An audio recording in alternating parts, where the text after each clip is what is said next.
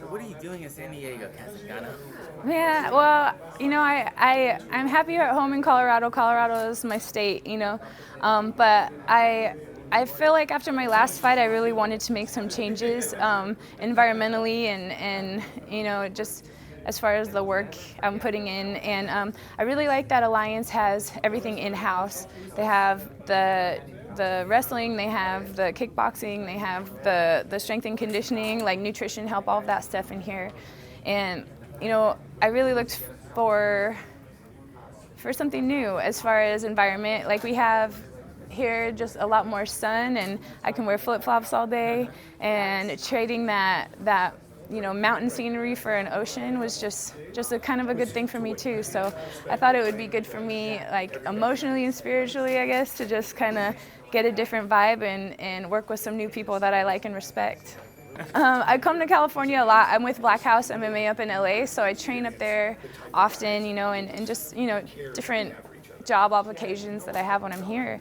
And one time I came down here to visit a friend for her birthday, and it was right up the street, and I decided that I was going to check out Alliance MMA. Phil Davis and Dominic Cruz had told me about, coming down and training for the past couple years, I guess, and I just never got around to it. So while I was down here for her birthday, I thought I'd stop in, and I came in on a Saturday. Everyone was done training, but I got to hit mitts with one of the instructors here, and just the vibe of the place was cool. Everybody was like working hard and nice, and the surroundings were awesome, and I immediately wanted to come back, so I went home, I thought about it, and I just scheduled another trip to come out and train and kind of immerse myself in what it would be like to do a camp here. So I was here for a few days in a row and loved it. Everyone worked hard. It was a very serious, constant grind, very encouraging to each other and supportive, and to have everything in one place was really cool. And then I left and immediately went home and figured out a way to make this work, So went home, made sure my son's needs were met and that it was going to be feasible for me to come down here and focus, and got in my car, drove all the way here, and here I am. Been here 2 weeks now. Yeah, this is my first training camp away from Colorado and my people up there. Obviously you have a very strong connection with your son. How is that? Being so far away. It's now? difficult, it's hard on both of us. We're making the best of it. We FaceTime every night, and I send him little weird things in the mail to make him smile, So that's good. It's definitely a struggle. It's hard. But on the other end of that, it's motivating, because I'm not going to come out here and screw around or waste time. I have to make this count. I have to make every second count. So I'm very regimented with my rest. I'm very regimented with my training, with doing things that, are good for me and meaningful outside of the gym. Everything right now is moving towards building him a good, comfortable situation in life. And I go home 4 days at a time, and it's actually kind of nice to go home and not be in training camp in his face, because when I'm tired, when I'm grumpy, when I'm whatever, I feel like kids can maybe take that on as something to do with them, and I can leave all that here and go home and just be a happy mom and appreciate the time I can spend with him. So I think it's a good deal for me, and I feel excited and encouraged, and I get to go home and tell him about San Diego, and he's going to come out here soon too. Oh, he is? Yeah. Just a summer break kind of? Yeah, he gets out of school this week, okay. and then he'll have some time to come play in the water with me. Yeah. So cool.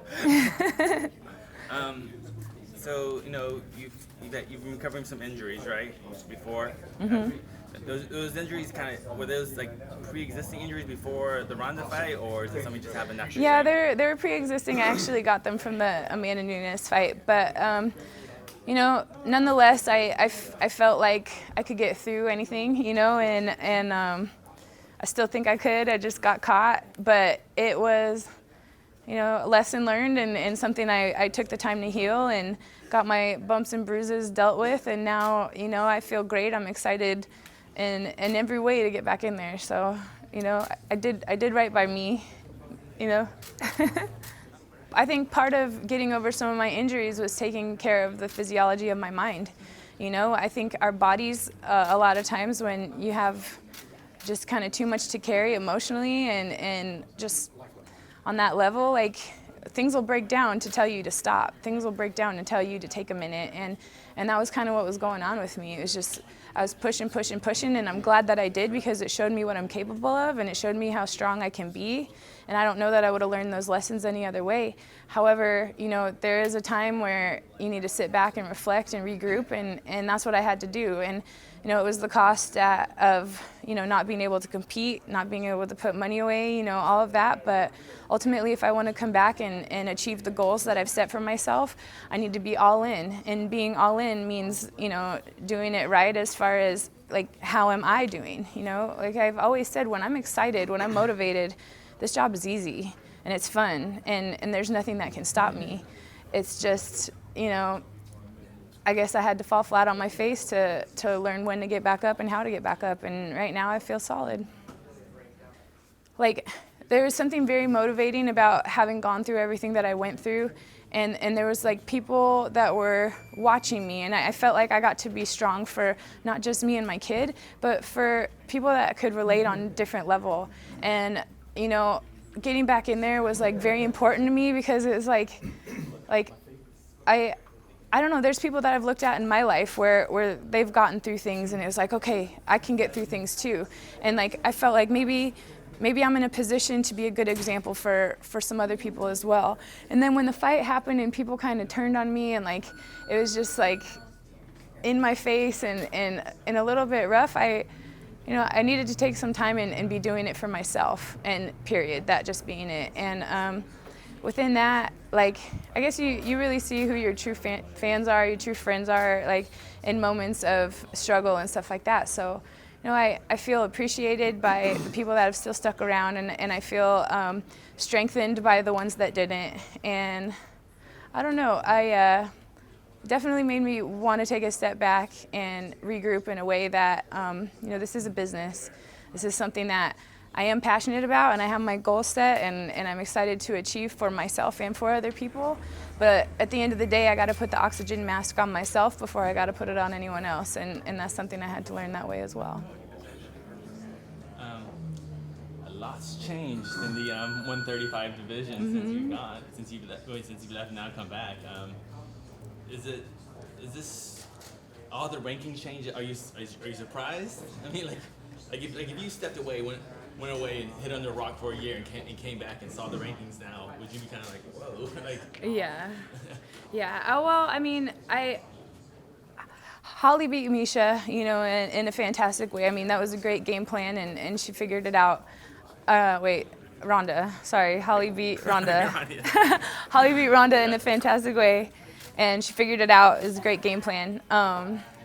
I think that Holly, you know, admittingly so, had some holes in her game that, you know, she knew she needed to work on. And although she was a great champion and she figured out a way to beat another great champion, you know, I think Miesha played a cautious, safe, you know, intelligent game as far as how to beat Holly, and took her to her weaknesses, and then Miesha won.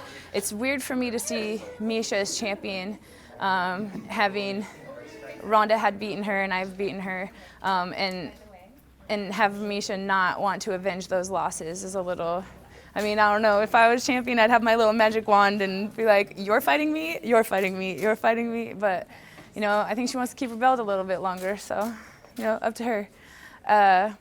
I'm excited to see the results of UFC 200 on July 9th with them. You know, should I beat Juliana that night, which is my plan, then I'll be 3-0 with the women that night, and hopefully that gets me into another title contention. But we'll see. It's definitely a mix-up right now. Stylistically, I feel like there's no math to be done here. Everyone offers something different as far as strengths and weaknesses and evolution. So I think it's exciting, and I like where it's going. You know, I think losing the way I lost in the fashion that I lost, man, that was embarrassing, and it really put me in check as far as what I need to do in order to get ready for these fights, and just the physiology, how to prepare myself. And, you know, that in itself was a danger to everyone. You know, for me to lose like that, I never want to feel that way again, you know, and that upped my training, that upped the fact that I'm going to be doing whatever it takes to be my best, which if that means I have to leave my home and go outsource everything else by people that I trust and respect. Like, that's what that means. So I'm not, there's no stone unturned as far as me trying to be my best that night and work my way back up. So, I mean, that in itself is dangerous. I don't know. In a perfect world, I would win all these fights and I would get the belt, and then I'd be able to avenge my loss against Ronda, and we could fight over the belt when it's mine, you know. But we'll see. Who knows? We'll see what happens with this division. Right now, it's just exciting and mysterious, and we'll just have to wait and see.